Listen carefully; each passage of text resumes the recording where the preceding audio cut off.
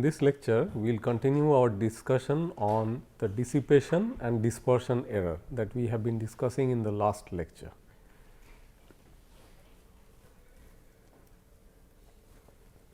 So, this is where we ended in the last lecture by writing an expression for the dispersion error, and we said that it is going to accrue over different time steps, and in each time step the difference between the phase angle for the exact, the phi exact minus the phi numerical will get added up n number of times, where n is the number of time steps of computation that you perform, and therefore, that would result in the total error that you commit in dispersion. Earlier we have discussed about the dissipation error. So, if we look at the first order upwind scheme, for example, then it could be interesting to see what is the so called relative phase error after one time step.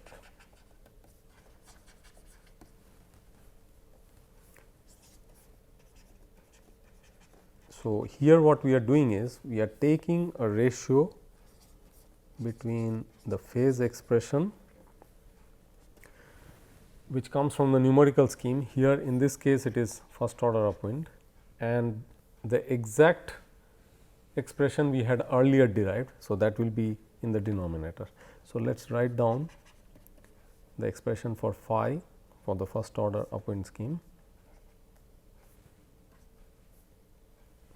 So, here we have minus c sin theta divided by 1 minus c plus c cos theta. So, tan inverse of this by it was minus c theta, which is the phi exact. So, now as you can understand that you would be varying theta over the entire range of phase angles in the wave number space from 0 to 2 pi, and then you could also change c. So, c is essentially a parameter which you can choose based on the constraint that c remains bounded by the CFL criteria, which we discussed earlier. So, you could take different values of c based on this inequality, and then check that how the relative phase error works out, and remember that this is the phase error that you are committing in one time step as a ratio. So, we will make a simple plot to indicate how things can be compared in this manner. So, what we are plotting is essentially phi numerical by phi exact, the first order upwind scheme.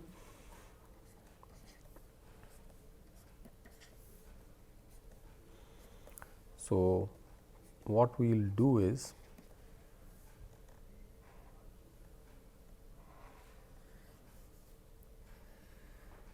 we will first draw a unit circle.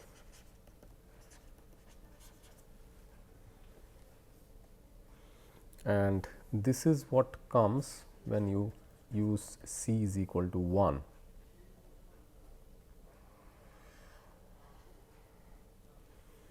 While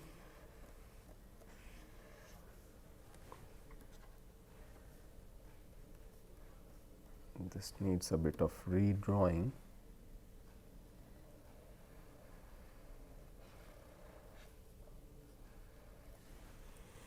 While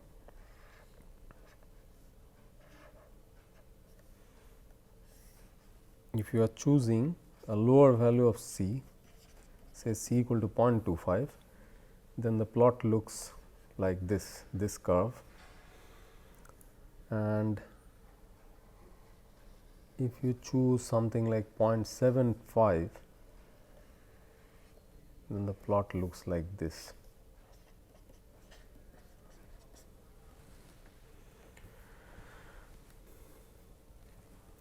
So, we will try to jot down a few points.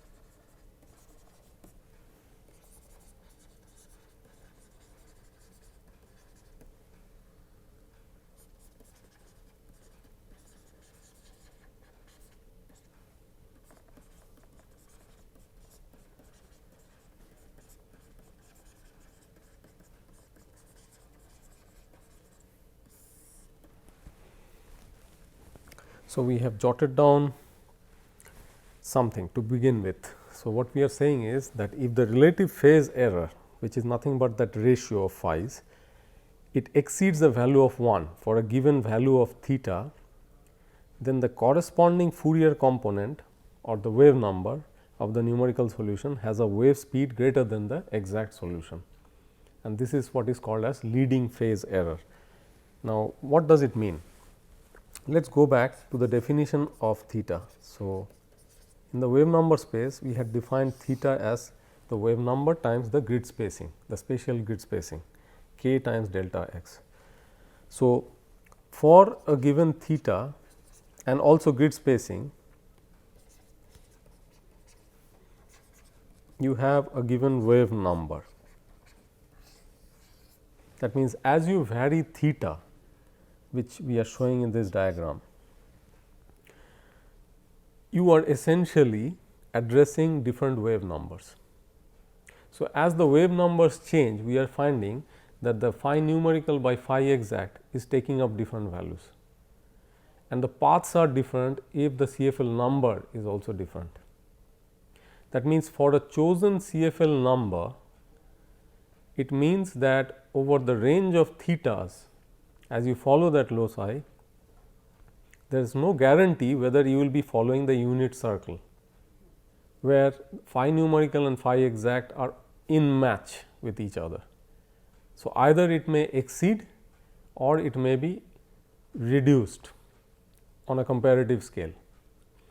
So, then what happens when you have an excess? So, relative phase error exceeds 1, that is what we have jotted down over here. That means, in that case, that particular wave number part will speed up with respect to the theoretical wave speed. So, the wave speed will be greater than the exact solution. Why? Because phi numerical happens to be larger than phi exact. That is why the ratio is exceeding 1, and that means the wave, or rather that wave number component of the wave is actually traveling faster than the analytical wave. That means, if I were to call A numerical, then A numerical is greater than A exact, at least for that wave number. And how is that wave number specified here? It is specified by the choice of theta. You have already chosen delta x through your grid distribution, and now you are varying theta, which means basically that wave number k will get modified as you vary theta. You will go from lower wave numbers to higher wave numbers. That is how you cover the entire wave number range, which you can capture within your grid size, right. And we already know that the highest wave number that you can capture depends on the grid spacing that we have discussed earlier. So, that way over the entire range of wave numbers that you can capture with your grid spacing, this is how the ratio of phi is how you can actually say that whether that wave number component of the mother wave will travel at A exact or greater than A exact or less than A exact. So, we are just talking about a situation where the ratio exceeds 1, that means phi numerical is greater than phi exact. In that case, that basically means that that wave number will travel faster than the theoretical wave, and this is what is called as leading phase error. If it is just the other way around, that means the relative phase error is less than 1, then what will happen to the numerical wave? It will lag.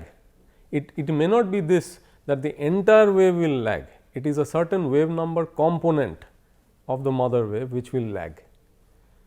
So, for that particular k, if the phi numerical by phi exact happens to be less than 1, then that wave number component of the mother wave will lag, and that is what is going to be called as lagging phase error.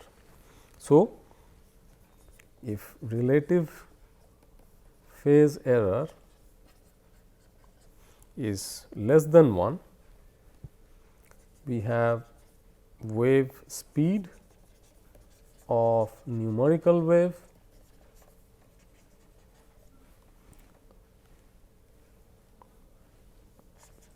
less than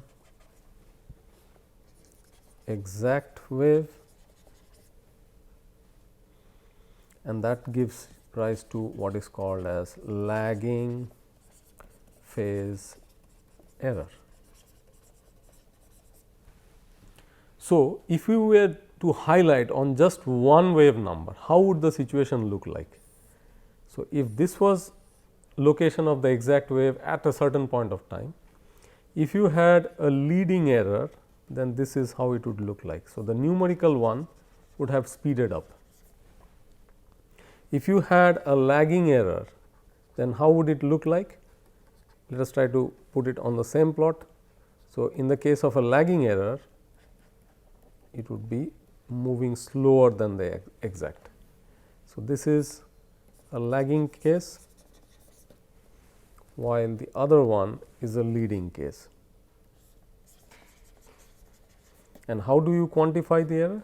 It is the gap between the two. Of course, this is an accrued gap over n time intervals of calculation, but if this was the gap created in one time step, then this would be given by the relative phase error. That is in a ratio form, while this is in the actual form of values. That means, the difference between say phi exact minus phi numerical, not the ratio. So, this is how phase error is quantified. Now, incidentally, for the first order upwind scheme, we see leading phase error for this range of Courant, this range of CFL number,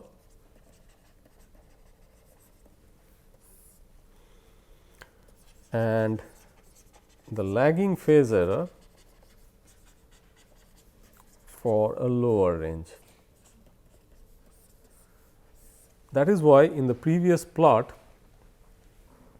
we had seen, if we go back and check in this figure, that for lower values of C, that is say 0.25, less than 0.5, what are we seeing?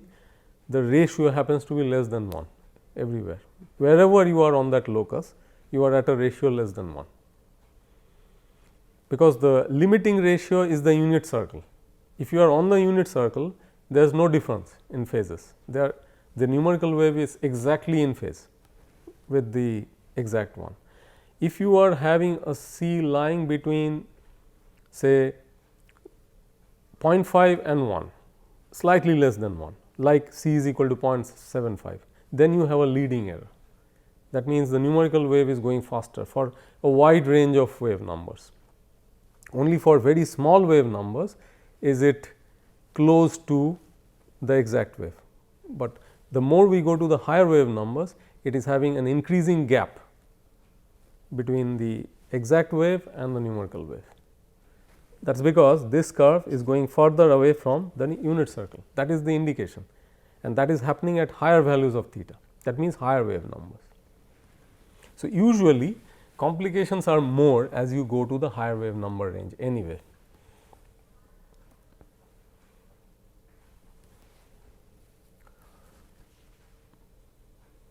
So, we discussed quite a bit on the dissipation and the dispersion kind of errors for wave propagation problems.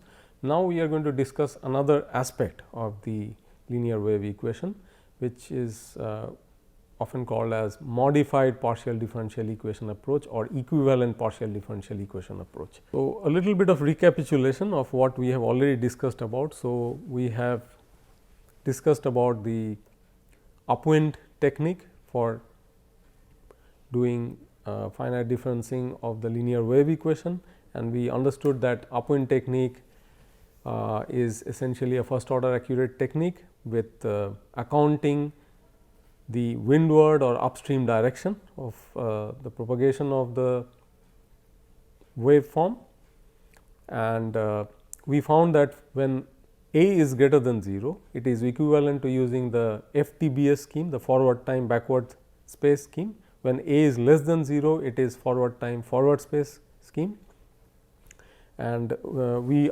understood that from von Neumann stability analysis, this is the range of CFL numbers which need to be used. Now, we are going to discuss about a technique by means of which we use the Taylor series expansion for replacing the terms other than u I n in the finite difference expression for the first order upwind scheme. So, in the first order upwind scheme we have terms other than u I n. So, now we are going to substitute the Taylor series expansions for the other terms, which means u I n plus 1 and u I minus 1 n, and this we are doing to develop another new tool which we will be discussing now. So, let us see how we go about doing that. So, the Taylor series will be developed both in time as well as in space, because as you can understand u I n plus 1 is temporally different from u I n in the sense that grid location wise, spatial grid location wise, it is the same point I, but time wise we are at a different time step. Therefore, when we do a Taylor series expansion, then we have to expand it in time. So, what we are doing is that you are expanding it about u I n and you are expanding it in time. Therefore, you are using time steps here to be multiplied with the time derivatives of u. So, these are the higher order time derivatives and these are the time steps.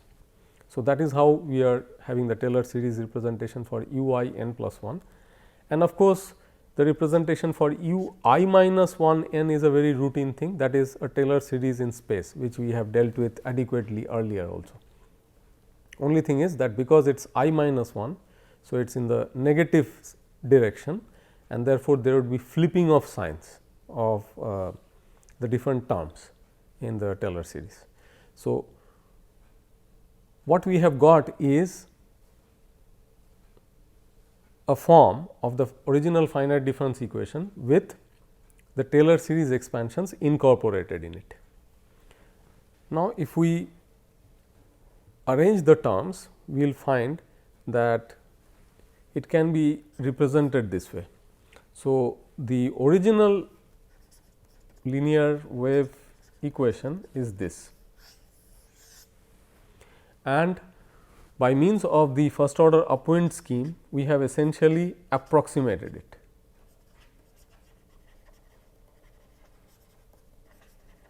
So, when we approximated it, we ended up generating error terms, which are truncation error terms, and by means of the Taylor series approximations, we have essentially generated the total truncation error terms here on the right hand side of the equation. So, the left hand side of the above equation, it corresponds to the exact wave equation, while the right hand side is the total truncation error due to the particular numerical discretization that you have used. So, it is very specific to only the first order upwind approximation that we have used. For a different numerical scheme, the truncation error would look different as well. Now, the significance of the truncation error term can be better interpreted if you can convert all the temporal derivatives that you see in the truncation error to spatial derivatives entirely. So, right now as they stand, you have a mix of spatial derivatives and temporal or time derivatives. So, we want the time derivatives to be converted to spatial derivatives as well. So, that is how we go ahead in restructuring the truncation error. So, what is the starting point? We want to replace u t t, that is the first term here on the right hand side, by means of a spatial derivative term. So, in order to do that, we take a partial derivative of the equation 1 with respect to time.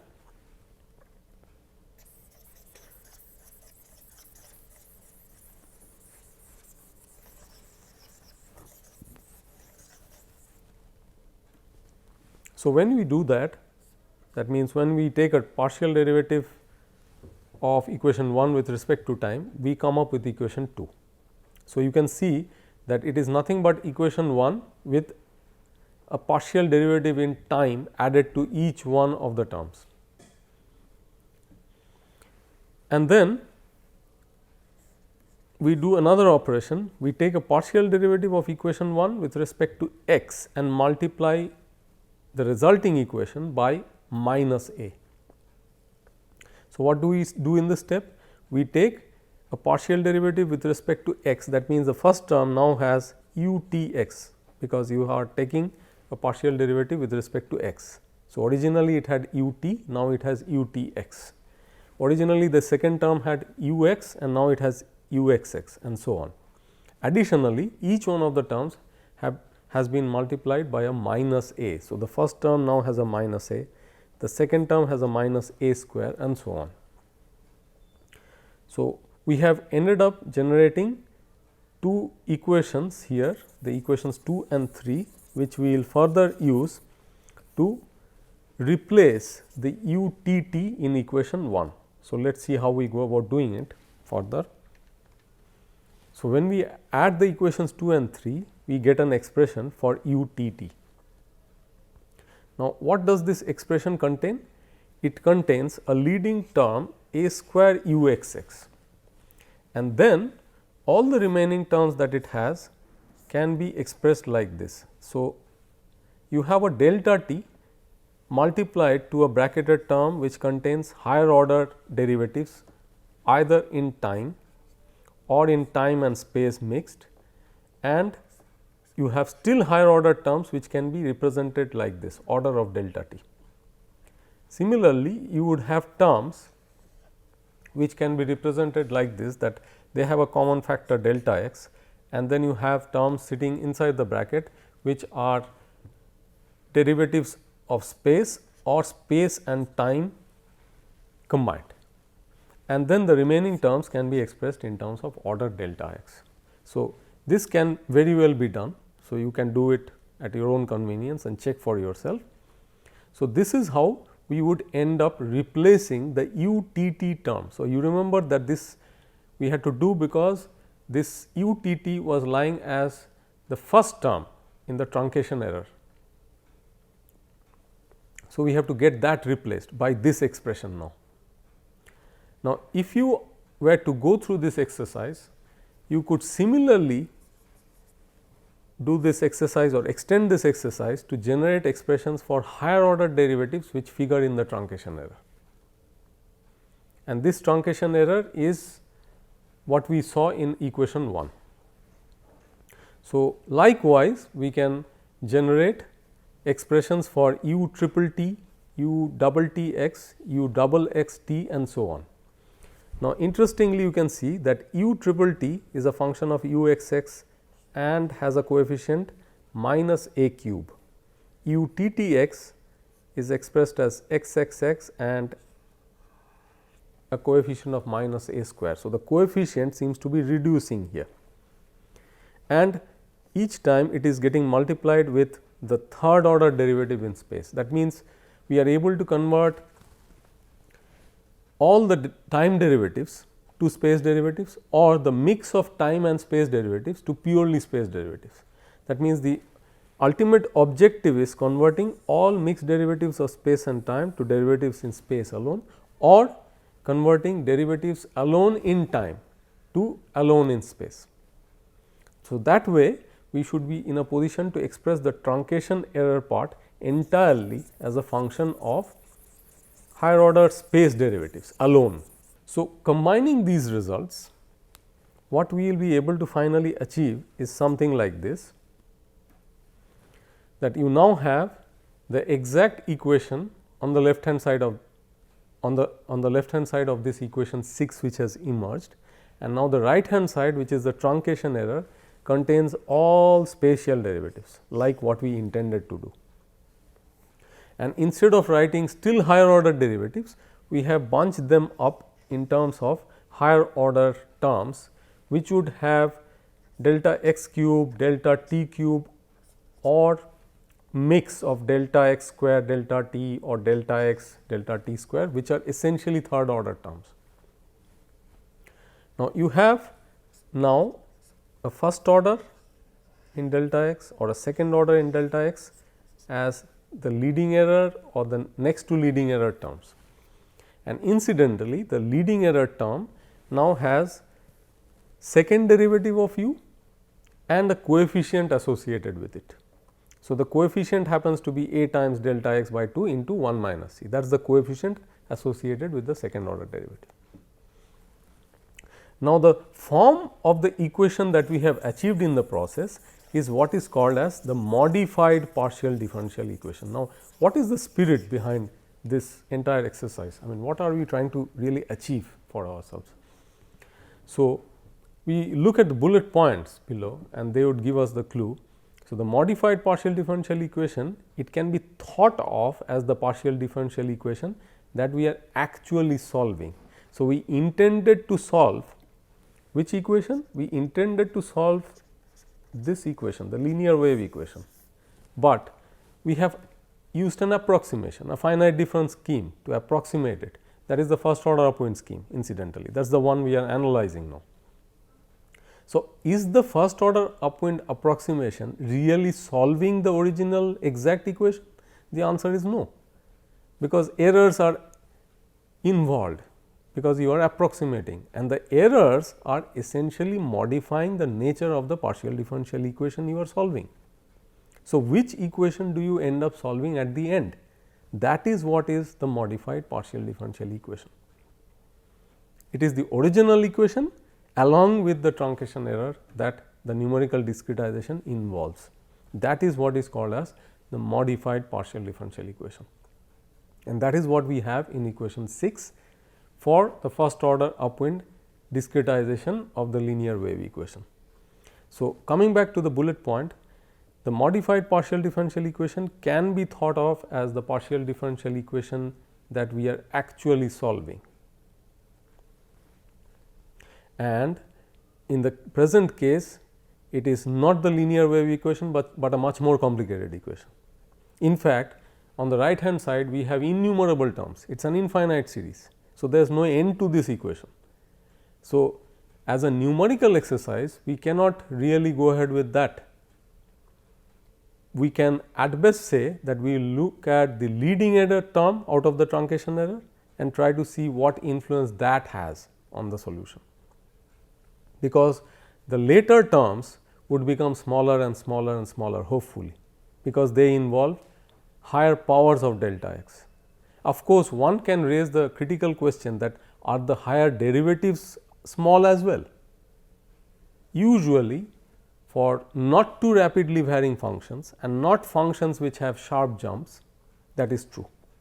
That means, smooth looking functions generally have this behavior, that the higher order derivatives when multiplied with higher powers of delta x would actually become very small terms, and that is the hope with which we are actually saying that the leading error term is going to essentially define the character of the modified partial differential equation. So, we can say that we would just retain one term on the right hand side and try to see how the new partial differential equation looks like.